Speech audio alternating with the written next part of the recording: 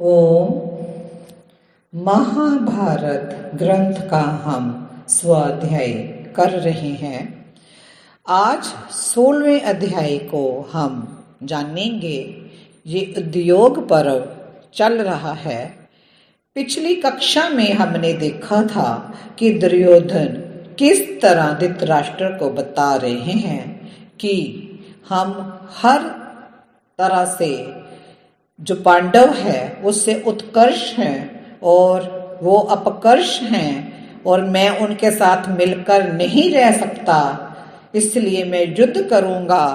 तो इस कक्षा में, इस अध्याय में हम ये देखेंगे कि विदुर कैसे धृतराष्ट्र को फिर समझाते हैं और जो कलह होने वाला है उसकी हानि बताते हैं। धृतराष्ट्र को संधि के प्रस्ताव का परामर्श देते हैं और धृतराष्ट्र कैसे दुर्योधन को समझाता है इसको जानते हैं। विदुर जी बोले, सिद्धांत वेता वृद्ध पुरुष कहते हैं कि संसार में दम ही कल्याण का परम साधन है।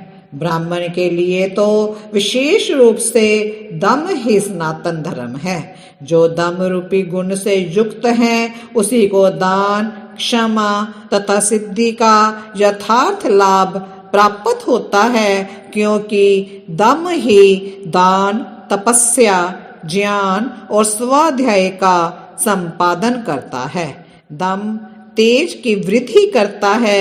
दम पवित्र एवं उत्तम साधन है। दम से निष्पाप तथा बढ़े हुए तेज से संपन्न मनुष्य पर ब्रह्म परमात्मा को प्राप्त कर लेते हैं। हे राजेंद्र, जिस पुरुष में क्षमा, धैर्य, अहिंसा, समदर्शिता, सत्य, सरलता, इंद्रिय संयम, धीरता, मृदुता, लज्जा, स्थिरता, उदारता, अक्रोध, संतोष और श्रद्धा ये गुण विद्यमान हैं, वह पुरुष दांत माना गया है। दमनशील पुरुष काम, लोभ, अभिमान, क्रोध, निंद्रा, आत्म प्रशंसा, मान, ईर्ष्या और शोक, इन दुर्गुणों को अपने पास नहीं फटकने देते। कुटिलता तथा शठता का अभाव एवं आत्म शुद्धि ये दम युक्त पुरुष का लक्षण है। जो निर्लोभ, कम से कम चाहने वाला, भोगों के चिंतन से दूर रहने वाला तथा समुद्र के समान गंभीर है, उस पुरुष को दांत कहा गया है। जो सदाचारी, शीलवान, प्रसन्नचित्त तथा आत्मज्ञानी विद्वान है, वह इस जगत में सम्मान पाकर मृत्यु के पश्चात उत्तम गति का भागी होता है। जिससे समस्त प्राणियों से निर्भयता प्राप्त हो गई हो, वह परिपक्व बुद्धि वाला पुरुष मनुष्यों में श्रेष्ठ कहा गया है। जो समस्त प्राणियों का हित चिंतक तथा सबके प्रति मैत्री भाव रखने वाला है, उससे किसी भी प्राणी का उद्वेग प्राप्त नहीं होता। जो समुद्र के समान गंभीर तथा उत्कृष्ट ज्ञान रूपी अमृत से तृप्त है, वही परम शांति का भागी होता है। जो कर्तव्य शुभ कर्मों द्वारा आचरित हैं और पूर्व श्रेष्ठ पुरुषों ने जिसका आचरण किया है, उसे अपनाकर शम दम से संपन्न मनुष्य सदा आनंद में मगन रहते हैं। तात हमने पूर्वजों के मुख से सुन रखा है कि किसी समय एक चिड़ी मार ने चिड़ियों को फंसाने के लिए पृथ्वी पर जाल फैलाया। उस जाल में दो ऐसे पक्षी फंस गए जो सदा साथ साथ उड़ने और विचरने वाले थे। वे दोनों पक्षी उस जाल को लेकर आकाश में उड़ चले। वह चिड़ी मार उन दोनों पक्षियों को आकाश में उड़ते देखकर भी खिन्न अथवा हताश नहीं हुआ। वे पक्षी जिधर जाते थे वह भी उधर ही उनके पीछे दौड़ता था। उन पक्षियों को पकड़ने के लिए उनका पीछा करते हुए उस व्याध को संध्या वंदन आदि नित्य कर्मों से निवृत्त हुए किसी आश्रमवासी मुनि ने देखा। कुरुनंदन उन आकाशचारी पक्षियों ने के पीछे पीछे भूमि पर पैदल दौड़ने वाले उस व्याध से उस मुनि ने निम्न श्लोक के अनुसार प्रेषण किया। अरे व्याध, मुझे ये बात अति विचित्र तथा आश्चर्यजनक जान पड़ती है कि तू आकाश में उड़ते हुए इन दोनों पक्षियों के पीछे पृथ्वी पर पैदल दौड़ रहा है। व्याध बोला, मुने, ये दोनों पक्षी आपस में मिल गए हैं अतः मेरे एकमात्र जाल को लिए जा रहे हैं। जहां ये एक दूसरे से झगड़ेंगे वहीं ये मेरे वश में आ जाएंगे। विदुर जी कहते हैं, राजन, तत्पश्चात कुछ ही देर में कुछ काल के वशीभूत हुए वे दोनों दुर्बुद्धि पक्षी आपस में झगड़ने लगे तथा लड़ते लड़ते पृथ्वी पर गिर पड़े। जिस समय मृत्यु के पाश में फंसे हुए वे पक्षी अति क्रुद्ध होकर एक दूसरे से लड़ रहे थे, उसी समय व्याध ने चुपचाप उनके पास आकर उन्हें पकड़ लिया। इस प्रकार जो कुटुंबी जन धन संपत्ति के लिए आपस में झगड़ा करते हैं वे युद्ध करके उन दोनों पक्षियों की भांति शत्रुओं के वश में पड़ जाते हैं। एक साथ बैठकर भोजन करना, परस्पर प्रेम लाप करना, एक दूसरे के सुख दुख को पूछना तथा सदा मिलते जुलते रहना, ये ही भाई बंधुओं के काम हैं। परस्पर विरोध करना कदापि उचित नहीं है।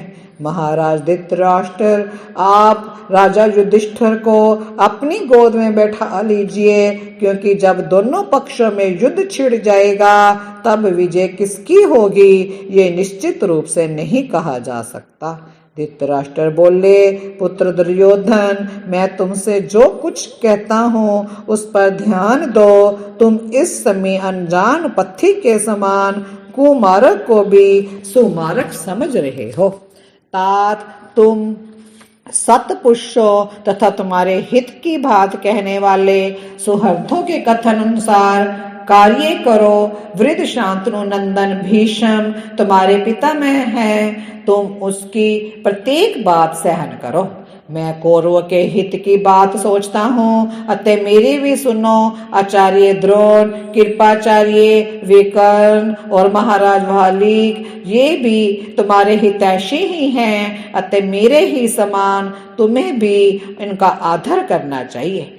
भरत नंदन, ये सभी धर्म की ज्ञाता है तथा दोनों पक्षों के लोगों पर समान भाव से स्नेह रखते हैं। विराट नगर में तुम्हारी भाइयों सहित जो सारी सेना युद्ध के लिए गई थी वह वहां के समस्त गौवों को छोड़कर अत्यंत भयभीत हो तुम्हारे सामने ही भाग खड़ी हुई थी।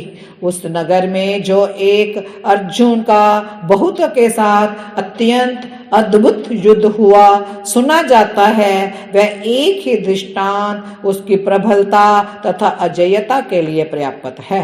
देखो, जब अकेले अर्जुन ने इतना अद्भुत कार्य कर डाला तब वे सब भाई मिलकर क्या नहीं कर सकते।